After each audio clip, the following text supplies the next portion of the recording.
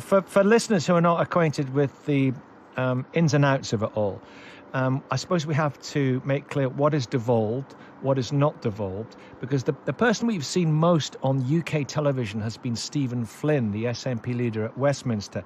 He's been the one in the debates. So I guess it's what's relevant, what's not relevant, and what's kind of relevant because it speaks to the record of the SNP. Yeah, well, it's really interesting. We all know by now that this is a Westminster election, but ever since Rishi Sunak kind of surprised most people and called this election, lots of devolved issues have been playing a huge part in the campaign. So, for example, in Scotland, areas like the health service and education are devolved. So ministers at the Scottish Parliament in Edinburgh are responsible for those areas.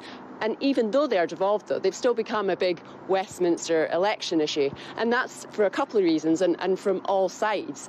The SNP has been in power at Holyrood for 17 years. So they've been in charge of the health service, areas like education, for that time. So the SNP's opponents are pointing to their record and saying, hey, look at these waiting lists, that's not good enough. On the other hand, the SNP are saying, well, we only have some of the economic levers at our disposal. We need the next UK government to spend more money on issues like health in England, and the way that the funding formula works out, that means that more money would come to Scotland. So yes, it is a Westminster issue. We've heard a lot from the SNP's Westminster leader, Stephen Flynn, but yet devolved issues are still playing a really key part in this campaign. And I suppose the golden prize is who is the third biggest party at Westminster. Currently, it's the SNP. They get the questions. They get that particular kudos. But looking at the polls right now, the UK polls, it looks like it might be the Lib Dems, if those polls are to be believed. So there's the right fight on for that, isn't there? Yeah, absolutely. And I think it's worth remembering people of the kind of electoral landscape in Scotland. So in the 2019 general election, the SNP won 48 seats. That was out of a possible 59 at that time. Now, we've had some boundary changes. So that was a huge victory for the SNP. The Scottish Conservatives, the Conservative Party in Scotland, won 6 seats. The Liberal Democrats won 4 Scottish seats. And Labour won just 1 single seat in Scotland. So you had this huge gulf back in 2019. But, you know, as you've said there, the polls in Scotland are suggesting that the gap between the SNP and Labour has closed drastically. And some more recent polls are actually suggesting that Labour are now ahead in Scotland. So there are going to be some really key battleground seats between the SNP and Labour, a lot of them here in the west of Scotland and across the Central Belt. And like you said there, the SNP currently the third largest party in Westminster. But since day one, the Liberal Democrats, since day one of this election being called, the Liberal Democrats have been saying that they want to take that third spot. Some other key battlegrounds in Scotland between the SNP and the Conservatives up in the northeast of Scotland and down in the Central Belt. So only 3 days to go, and we'll know how accurate the polls this time round have been. But big health warnings with polls, big caveats. They are just polls. And as we keep hearing from the politicians, the only poll that matters is the one that will be counted on Thursday night. We'll get the result on Friday morning. I've heard that one before. How much is independence a part of this, a part of their pitch? Yeah, that's an interesting one, isn't it? I remember, 4 or 5 weeks ago, I was at the SNP's main campaign launch, and, you know, John Swinney was saying that some people had said to him that maybe, you know, he should kind of put aside independence for this campaign and focus more on the other issues. And actually, a week or so ago, I was in Inverness interviewing John Swinney, and I said to him, because what the polls suggest, when people are asked what the key issues are, quite often, you know, the NHS, the cost of living will be right up there. And in the SNP's manifesto, as we all know by now, page 1, line 1 of the manifesto was about independence. And I was saying to John Swinney, you know, given that the health service is such a big issue, why not have the NHS on page 1, line 1 of your manifesto? And the point that he continuously makes is that in his view, in the SNP's view, is that independence is crucial to protect public services. Now, of course, the SNP's opponents fundamentally disagree with that. You know, they do not want independence. They say this is not the election to be talking about independence. The Scottish Conservatives continuously talk about the SNP's obsession with independence, and they say that the SNP should be talking about other issues like the NHS, like the cost of living, like education, you know, those devolved issues that you started talking about at the beginning of this. They want back into the European Union. They want more immigration. Mr. Swinney, the First Minister, has referred to Nigel Farage as a traitor and called his policies repulsive. And so there is that. But on independence, it's quite interesting because they've said, have they not, that if they get a majority, the SNP, if they get a majority of Scottish seats in the election, that's a green light for a referendum. And it would seem to be that if they don't, that's a green light for a referendum. So somebody may ask him that. I may ask him that. But is it somewhat paradoxical?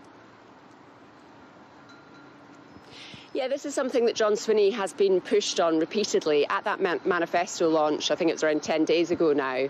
You know, John Swinney was very clear, like you say, that if the SNP wins a majority of Scottish seats, then that should trigger talks with the UK government about another independence referendum in Scotland. And like you say, journalists have been saying, well, hang on a minute, if you don't win a majority of seats in Scotland, if you don't win this election in Scotland, does that mean that an independence referendum is off the table for the duration of this Parliament? And what John Swinney comes back to is the results of the last Scottish parliamentary elections. And there is a majority of MSPs in favour of independence there. So it will be interesting, Nicky, if you do ask him about that today, you know, what his response will be. But he certainly has been pushed on that issue. And that is, of course, why the SNP, or one of the reasons why the SNP are so keen to win this election in Scotland and to try and maintain their status as the third biggest party at Westminster. The BBC News and BBC Two have joined us. John Swinney will be with us in just a few moments, taking calls. The First Minister, the leader of the SNP, one of our leader phone-ins, speaking to Katie Hunter, BBC Scotland correspondent, just laying out the issues. And while we wait for John Swinney, we can get under the bonnet here a bit. The tartan bonnet I was wearing just a couple of weeks ago watching our team. And see, yeah, what about energy? What about oil? What about the northeast of Scotland? I know Kate Forbes, the Deputy First Minister, said they are somewhere between the Tories and Labour on the transition. Would that be right? Yeah, that's right. So I mentioned earlier that some of the key battlegrounds between the SNP or Labour and Labour are in the central belt. But if you go up to the northeast, it looks very much like a race between the Conservatives and the SNP. And in the northeast of Scotland, of course, energy, oil and gas is a big issue. The Conservatives are very much in favour of issuing more new oil and gas licences. Labour, at the opposite end of the spectrum, have said no, that is not what they want to do. And the SNP, the Deputy First Minister, has said that the SNP are somewhere in between. They want to look at this issue on a case-by-case basis. Journalists, and that I've tried to push John Swinney on to get clarity. Oh, can you hear me, Nicky? You're back with us. Yeah, it's no problem. So I was just saying that's one of the other issues that, you know, journalists and that we've tried to push John Swinney on, because the Scottish Government was consulting on a presumption against new oil and gas licences in the North Sea.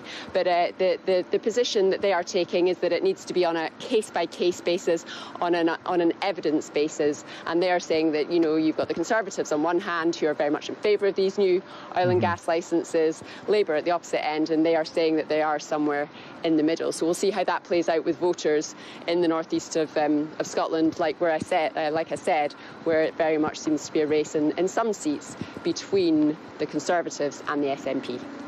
Mr. Swinney will be with us very shortly, but just give us an idea of the state of the polls in Scotland at the moment, Katie. Yeah, so worth going back, like I was saying earlier, to the fact that at the last general election, the SNP were so dominant, winning 48 seats, and Labour winning just one single Scottish seat. But the polls have very much closed with the gap between the two parties, and the most recent polls are actually suggesting that Labour are ahead of the SNP. Now, as I was saying, polls are just polls. They come with lots of health warnings and lots of caveats. But I think both the SNP and Labour are expecting some really closely fought battles in constituencies, particularly in the Central Belt. And I think one of the key moments for me during this campaign was during the Scottish leaders debate. I'm sure you're watching it, Nikki. But one tactic that the SNP have been consistently using, and I'm sure John Swinney will go back to this in the interview, is that there's not much to separate Keir Starmer and Rishi Sunak. He'll say there's not that much difference between the Conservatives and Labour. And there was one point in that Scottish leaders debate where John Swinney was pushing Anna Sarwar, the Scottish Labour leader, and saying, you know, there'll be more austerity if Labour get in. And Anna Sarwar fought back really strongly against that. He said, read my lips, there will be no austerity under Labour. And I suspect when you speak to John Swinney later, that is a theme he will be pushing. All right, thank you for asking a couple of questions, answering a couple of questions twice there, because we had the new TV audience joining us as well. I think we said, thanks, Katie. There's Katie Hunter, BBC Scotland correspondent. I think we can now speak to the First Minister, John Swinney. There's a wee delay on the line, but we'll get through it, and I'll come to the calls in a second. First Minister, good morning. Good morning, Nicky. Thanks for joining us. Just very quickly, as a member of the Tartan Army, I saw you there in your top and your kilt a couple of weeks ago. I've been there myself. When Jude Bellingham scored, if you managed to see it, did you punch the air, or did you have the feelings of many in the Tartan Army, somewhat ambivalent? Well, I didn't see the game. I was travelling at the time, but I'm glad that England managed to get through. It was obviously the best part of being in Munich for the Scotland-Germany game was the festivities and the camaraderie and the joy of the Tartan Army outside the stadium. Once we got in the stadium, it was, well, I think you'll appreciate what I say here, Nicky, it was a hard watch. But I'm glad that England have made the progress they've made.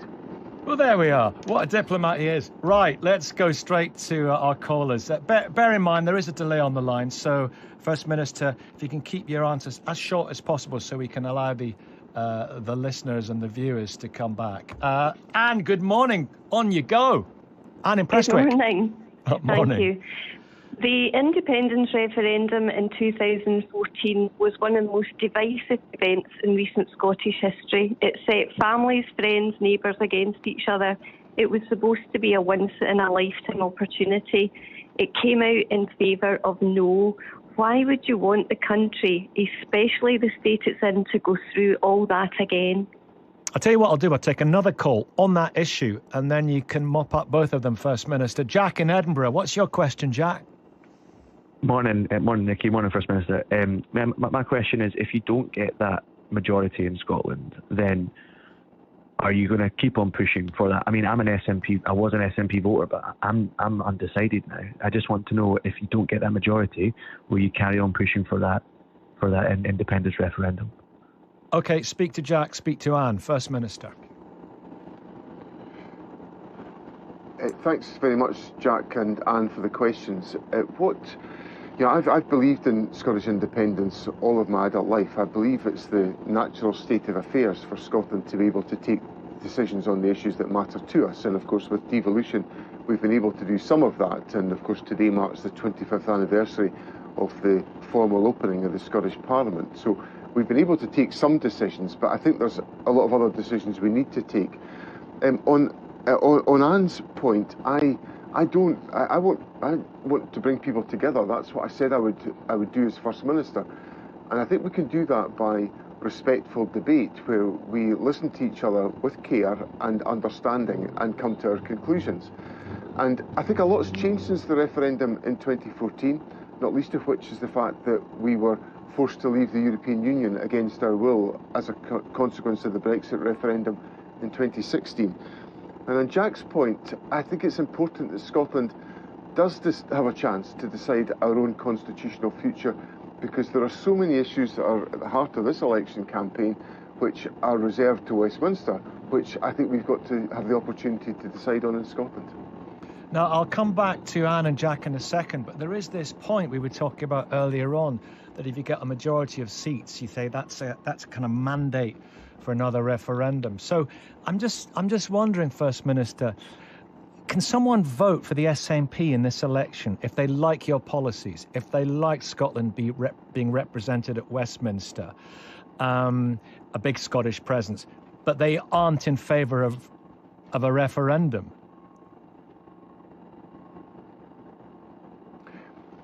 I've always taken the view, Nicky, that the best way for Scotland to decide our constitutional future is in a referendum specifically on the question of independence, in that yes-no position that we had in 2014. I know it's difficult with the delay on the line, but I'm going to come in there just to put another point here. I'm going to palm it, because if you say that they can vote for you, but they don't want a referendum, how can you possibly claim that all votes for the SNP are a vote for independence? Well, you see, what I'm saying is that if you look at what I've been saying during the election campaign, I've been making the point that in 2021 the Scottish Parliament was elected with a majority of MSPs who are committed to having a referendum on independence and are committed to independence. And that's what we were encouraged, indeed advised, to do, to ask the public for that mandate, and they gave us it in 2021. And I think that mandate should be taken forward and should be implemented as a consequence of this election. Indeed, this election gives us the opportunity to intensify the pressure for that to happen, and that's what I certainly would want to happen in the aftermath of the SNP winning this election. OK, Anne, do you just want to come back on that? And we'll go to Gillian in Blantyre. A quick word from Anne, a quick word from Jack. Anne, first of all, what do you think of your answer?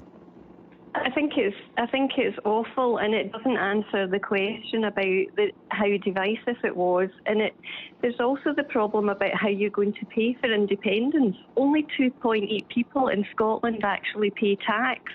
So how are you going to fund it?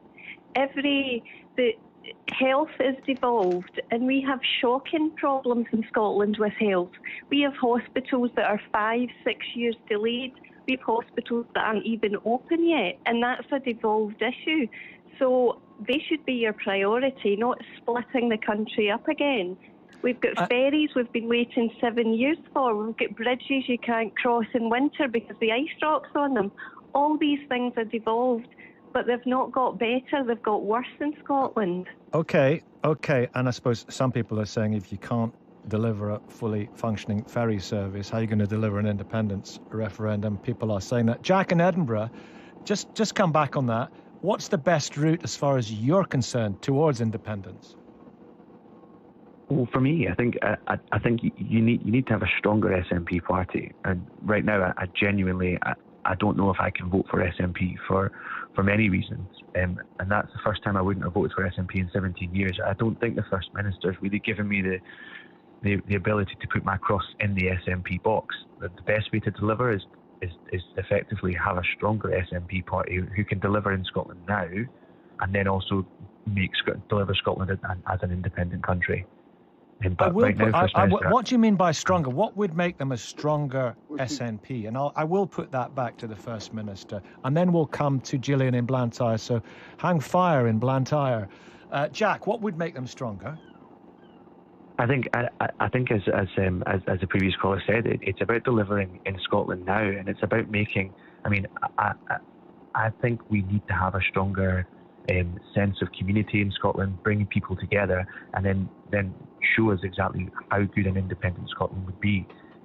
I want an independent Scotland, but I don't think I can vote SNP this time because it doesn't seem like the leadership, it doesn't seem like it's there. OK, come back on that, First Minister, then we'll go to Gillian. Interesting point there from Jack, which needs addressing.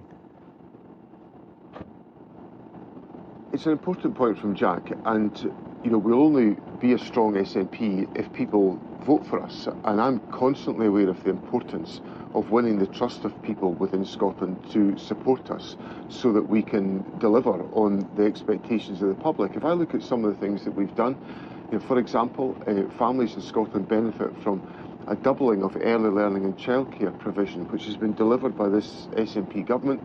Our young people go to university and they're able to get their education at university without paying tuition fees, which is in marked contrast to the rest of the United Kingdom. On infrastructure, Anne talked about the construction projects. The Scottish Government's delivered a huge range of construction projects. The Queensferry crossing on time, on budget. The Aberdeen Western Peripheral route I drove up at this morning as I came to Peterhead, a project that was promised for 40 years, never delivered, but delivered by the SNP. The Borders Railway, for the first time a railway going into the Borders in over 40 years. So there's a whole host of different achievements the Scottish Government has got under its belt, and that's in addition to the fact that in our health service we've got the best performing accident and emergency system, although it's got challenges and problems, in the United Kingdom, and we've had that for the last 9 years. So there are points that we're delivering on, but I'm conscious always of the importance of building that trust with the public in Scotland. And the point that I would say back to Jack is it's so important that people are prepared to vote for us to make sure that we can take forward that agenda. Okay, we've got an NHS question for you coming up. Of course, for the past 17 years, it's been the SNP government in Hollywood making decisions about healthcare priorities. All the same problems beset the NHS in Scotland as they do elsewhere in the UK. Ageing population, waiting lists. We'll come to that. Gillian, good morning. We come to you at last. Thank you, what would you like to ask? What I will say, first of all, Nicky, when you said high fire, it's so cold here in Blantyre, I put on the fire. The fire is on in Blantyre. The fire in Blantyre. Always. Good morning, Nicky. Good morning, First Minister. My question is, when you previously tried to pass the GRR bill, the Conservatives used Section 35 to block it. Gender recognition, Yeah. So you said it was a partisan move. So will you try again if Labour win? So not only as a woman, but as an advocate for men, let's be honest, men don't like to speak up about things that they might be embarrassed about. I'm very interested to know in safe spaces and if they're under threat again. Thank you. Just give us your stance on this, Gillian, if you would. I believe, and that's why I'm saying about men safe spaces. Everyone's safe spaces must be protected. So, you say, obviously the example tends to be men going into women's changing rooms, but what happens if, women en masse go into men's and there's men in there, clearly, who feel embarrassed, even if it's like, somebody, if a woman goes in just because they can and even alleges something about a man, I think the safe spaces should be kept, as that. Let's focus on that. Let's focus on this. This has been a problematic and divisive issue for the SNP. Do you want to just answer Gillian's point, First Minister? Safe spaces. Yeah. On the gender recognition reform bill, I'll come to the safe spaces in a moment if I might. But the gender recognition legislation was passed with support from members of all political parties in the Scottish Parliament, all 5 political parties. And the UK government decided to intervene on that. The courts looked at that question, and the courts found that the UK government had the right to stop that legislation. So I believe in the rule of law, so I accept that court judgment. The question then arises is whether the incoming Labour government would change the stance of the United Kingdom government. Now, I don't know what the answer to that question is. I think that's a matter for the incoming Labour government, which I expect to be in place on Friday. So they would be, it would be their decision as to what to do in that respect. In relation to safe spaces, I firmly believe, I want to give Gillian the reassurance that I believe that single-sex spaces and safe spaces must be protected. There is provision for that within the Equality Act 2010, which is a piece of UK legislation, and I want to make sure that those spaces are protected. And I certainly want to. I know Gillian's made comments about the position of men, and I understand that point, but I'd want to make it clear to women and girls that there is nothing I would ever do that would jeopardise the safety of women and girls in the approach that we take to legislation.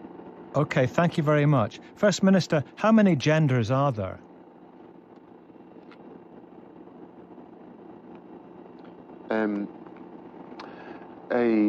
Well, I think there'll be quite a debate about that, Nikki. I think there are, but certainly from what do you think? My point of view, I recognise that. Well, I think in this debate, a woman is an adult born as a female, and they're also transgender women. So, how many genders are there? Well, I think people will debate and discuss that. From my point of view, there's the male and the female gender. Let's go to Matt in Hamilton, and I think it's about the NHS. Matt, good morning. Nicky, good morning. How are you doing? I'm very well, thank you. When I got the call yesterday, I couldn't believe it, given my circumstances at the moment. First Minister, good morning. Hello. Morning, Matt. I voted SNP for 35 years. I remember running after Winnie Ewan's car in Whitehall, Hamilton, in 1967. However, like other disabled veterans in Scotland, I'm fed up listening to politicians telling us the respect we're due and what we can do and what you're going to do for us. And it's neither here nor there. Nicky, first of all, can I give a veterans charity in Lanarkshire a quick shout out? It's Veterans very quickly, Matt, because there's a lot of folk, and I appreciate it's such an important and great thing, but there's a lot of folk wanting to speak. Go on.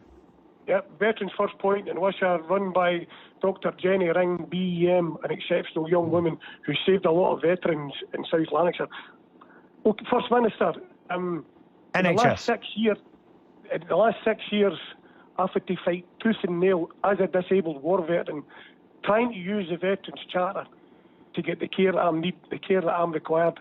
I require now decompression surgery in my spine. That's a given. But do you know what the waiting time is for decompression surgery in Glasgow, Mr. Swinney?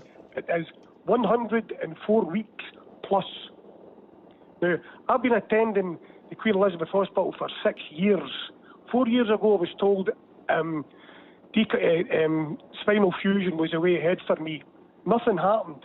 I've been getting cordial and spinal injections for every 6 months for 6 years, i.e. my can has been kicked down the road. My next move, Mr. Swinney, is into a wheelchair because I can't get the health care that we veterans, we disabled war veterans have promised time immemorial. Can't I get it? You want to answer? Do you know something? I've actually contacted you, Mr. Swinney. I've contacted the Health Secretary. I've contacted the Veterans Minister to meet with me to discuss my case, but not only my case, other veterans' cases as well. Never got an answer. Matt, my friend, it's a good specific question, and there's a broader question as well. Allow me to put that to the First Minister too. It's about waiting list. Everyone's going to feel for you what you're going through and absolutely empathise. But you've got an ageing population, a less healthy population in Scotland, medical advancements, all the same problems as elsewhere in the NHS. Waiting lists, pretty dire, First Minister. The waiting lists are too long. Well, first of all, Matt, I'm glad you've raised the point, and you asked if it would be possible to meet with me, and I'd be very happy to meet with you, Matt. I'm not sure when you wrote to me. I've only been First Minister for 8 weeks, and obviously I've had an election campaign, but I'd be very happy to meet with you, Matt. We have a Veterans Minister, Graham Day, who works closely with the veteran community, so I'd be very happy to see you, Matt. If you want to drop me an email, or if the programme can help put we can do that. Each other, we can touch base and put the two of you together. Yeah, good, right. We'll do that. Super. That's appreciated, Nicky. Thank you very much for that. On waiting times, there are waiting times that are too long, and I'm sorry about that. We are dealing with the aftermath of COVID, where we had such a delay and interruption to healthcare procedures, And then obviously because we had that delay, demand increased because there was such, obviously people frankly became more frail or had more difficulty as a consequence of the gap in treatment during COVID. And we're trying to get our way through the waiting list as quickly as we possibly can do. We've obviously increased the resources available to the health service by asking people on higher earnings to pay more in taxation. So we've taken some pretty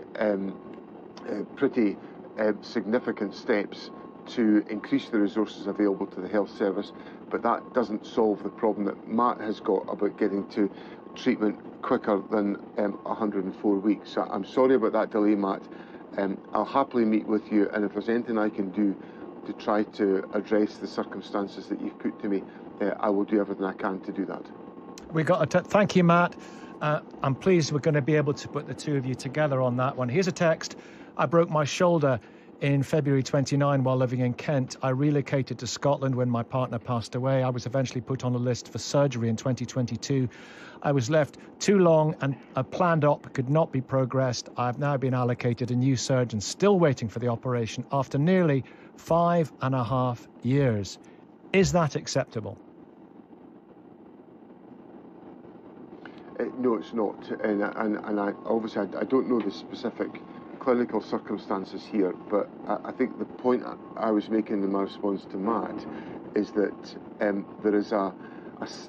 there's obviously an intensification of the seriousness of the healthcare circumstances of some people because of delays, and that's a significant factor that we've got to try to address by getting those resources into the health service to make sure we can tackle waiting times. Now, that's one of the issues that I've been raising in the election campaign. We've got to have more investment in our public services, because I think the circumstances that we're facing with enormous pressure on our health service and enormous demand is a particularly challenging situation, particularly as it affects individuals like Matt and also the person who texted just a moment ago.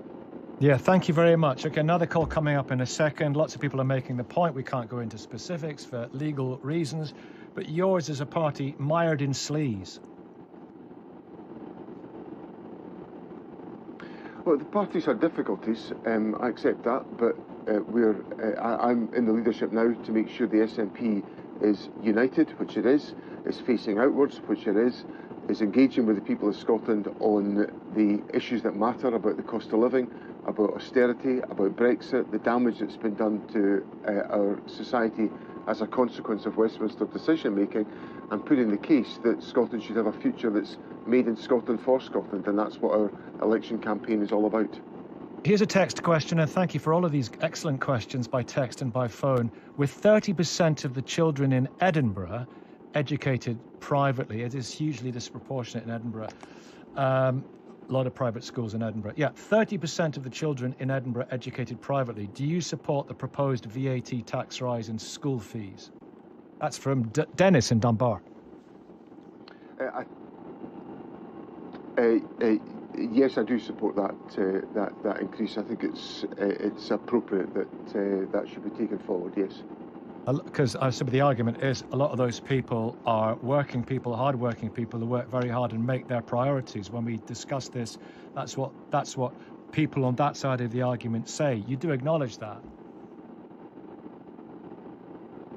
I do understand that, and I understand the choices and the sacrifices that people make, but we've also got to look at the steps that we take in relation to the tax base to make sure that the tax base can generate sufficient investment for our public services. As I said in one of my previous answers, we've taken some pretty tough decisions on tax by increasing the tax that higher earners have got to pay to enable us to invest more in our public services, particularly in the National Health Service.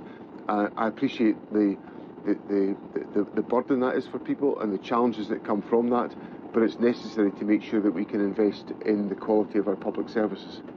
Thank you very, very much. And Ben on Isla. Hello, Ben. Good morning, Nicky. A beautiful, beautiful place. And you want to speak about what has been a difficult topic for the SNP. Scotland specific, but it has tarnished their reputation in many people's eyes. What's your question? What's your point? So, good morning, First Minister. What I would like to know is what you're going to do to sort out the ferry issues that are plaguing Scotland's West Coast islands. So for us, it's not just the lack of ferries, it's the organisation, structure and infrastructure that are costing our islands and Scotland millions, including just this weekend, a failure to get food and essential medicines onto the island. I'd like to know what your plans are. And just to give us some background to this, if you would, Ben. It's been an ongoing problem, hasn't it? Some would call it, or many would call it, a scandal. Hundreds of thousands of pounds of public money spaffed away, as somebody once put it. How are you feeling about the whole issue? So on Isla, we're very fortunate in that we've got 2 new ferries coming, and they're the ones that are being delivered from Turkey. But unfortunately, we're dealing with an awful lot of mismanagement around the ferries, even kind of as we speak. So we've had what I would describe as a light breeze this weekend, but most of the ferries were cancelled this weekend. So food didn't get onto the island, medicines didn't get onto the island, people couldn't leave for their summer holidays, and quite frankly, it's just been an absolute disgrace. So we are grateful here for the new ferries that are coming, unlike Arran. But there is a bit of a wave of mismanagement that needs to be dealt with so that the island can function properly. And my final point before I let you speak, First Minister, is that with the whisky that this island produces, as well as it being important to the locals, we generate a tax revenue which is roughly equivalent to the city of Birmingham, from an island of 3,000 people. Failure to invest in this properly has an impact for the whole of the UK, and it really needs dealing with, and I'd like to know what those plans are. It's been a bit of a, to use a pointed word, bit of a Kazi, First Minister, hasn't it? Well, we have a ferry service that, well, first of all, where there are problems in the ferry service, I obviously apologise to people where there's disruption. But there's a number of different components to Ben's question. First of all, there's the issue of the ferries, the vessels.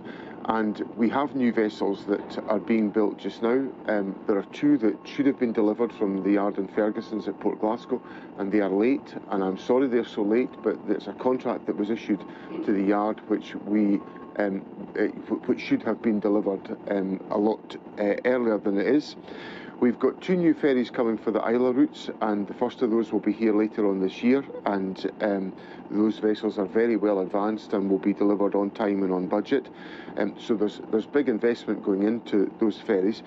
I think also in terms of infrastructure, and Ben can correct me if I'm wrong here, but I think Port Ascaig, which is one of the ports on Isla, is being, there is construction work going on there just now to strengthen the port.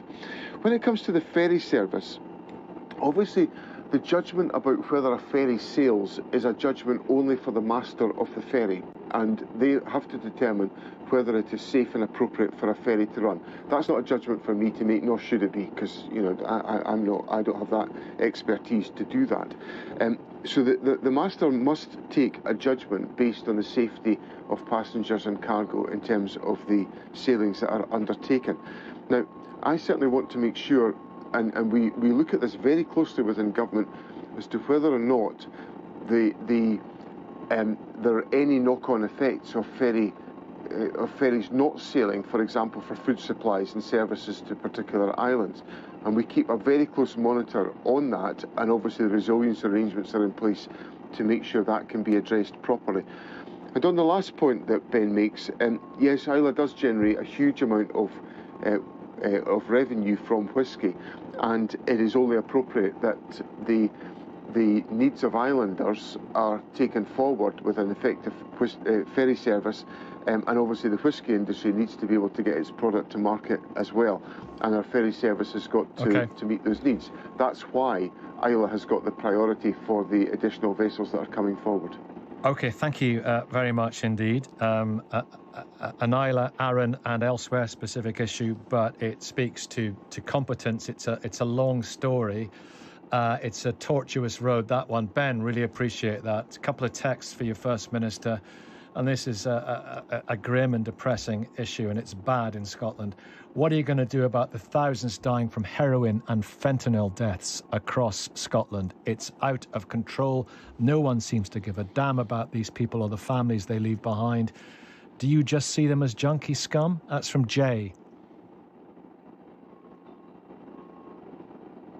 No, I don't. And the government has got a drugs mission, which we work with the health service, with community organisations, with a number of support organisations to make sure that those who are taking drugs are provided with the support to try to avoid the appalling level of drug deaths that we have. We are investing in expanding the rehabilitation beds and services that are available to assist in that respect, and the government has an investment programme that is going over a number of years to make sure that we can provide the effective interventions that will address the drug deaths in Scotland. And I absolutely accept the stress and the sadness that any drugs death brings to any family or any individual. Lucy, a quick one. I know the First Minister has to go. The battle bus is going to battle on. Lucy, fire away. Hi, I just wanted to ask the First Minister, why does he think that young people just don't trust politicians at all anymore? Final answer. I think when you look at opinion polling, young people overwhelmingly in Scotland support the Scottish National Party and they support independence. And I think from that we can deduce that we command confidence amongst young people in Scotland. But I've always taken the view, Lucy, that it is, you have to work hard every single day as a politician to win the trust and confidence of the people that you serve. And that's what I've done. I've been a Member of Parliament for 27 years. I've won elections for 27 years in my own constituency. I work hard to build the trust of people and represent them well, and I intend to do that as First Minister as well. Thanks very much for coming on this morning, First Minister. Thank you. Thanks, Nicky.